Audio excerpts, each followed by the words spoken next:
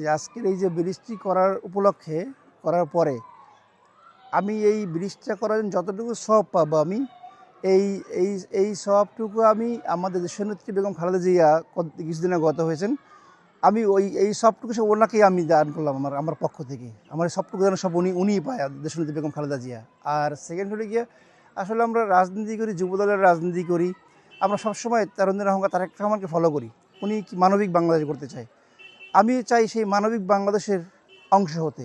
ব্রিজটা খুবই খারাপ অবস্থায় ছিল, এখানকার এলাকার মানুষ খুবই ভোগান্তিতে ছিল।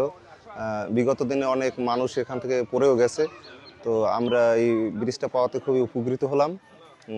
আলহামদুলিল্লাহ, লাখ শুকরিয়া আমরা যে ভাই আমাদের এই ব্রিজটা নির্মাণাদি কাজ করে দিয়েছে। রহমানুর রহিম।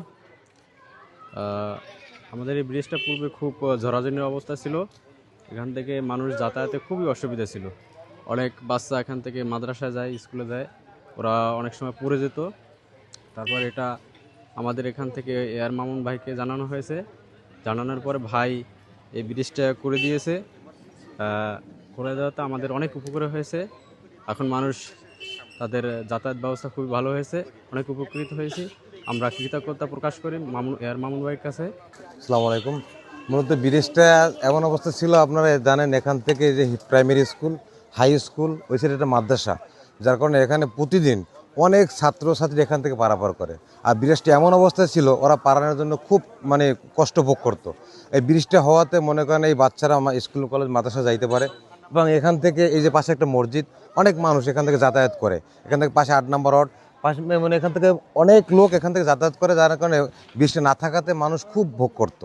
আর এখন ব্রিজটা হওয়াতে মানুষ অনেক স্বাচ্ছন্দ্যে যাতায়াত করতে পারে। ধন্যবাদ এআর মোহন ভাইকে। এই ব্রিজটা ভাঙ্গা ছিল, তার জন্য আমাদের যাতায়াত করার জন্য অনেক কষ্ট হয়েছে। এখন ব্রিজটা ভালো হয়েছে, এখন আর আমাদের কোনো কষ্ট হয় না। ব্রিজটা অনেক অবস্থায় বেহাল ছিল, কারণ এখান থেকে মানুষ চলাচলের কোনো উপযোগী ছিল না।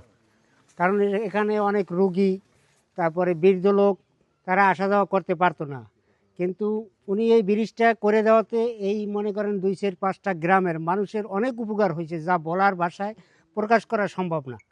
মনে করেন এখন মানুষ, বৃদ্ধ লোক, তারপরে যারা রোগী মুমূর্ষ অবস্থায় আছে, তারা যোগাযোগ করতেছে। এটা যেন সব ওনার, সবাই মনে একটা দোয়া করতেছে ওনার জন্য, যে এরকমের একটা কল্যাণমূলক কাজ করে দিছে। এরকম অনেকের মন মানসিকতা আসলে হয় না। তা আমরা এই এলাকাবাসীর পক্ষ থেকে ওনার জন্য আপ্রাণ দোয়া করব, ওনার যেন ওনার মনের আশাগুলো, আল্লাহ মকসুদগুলো পূরণ করে।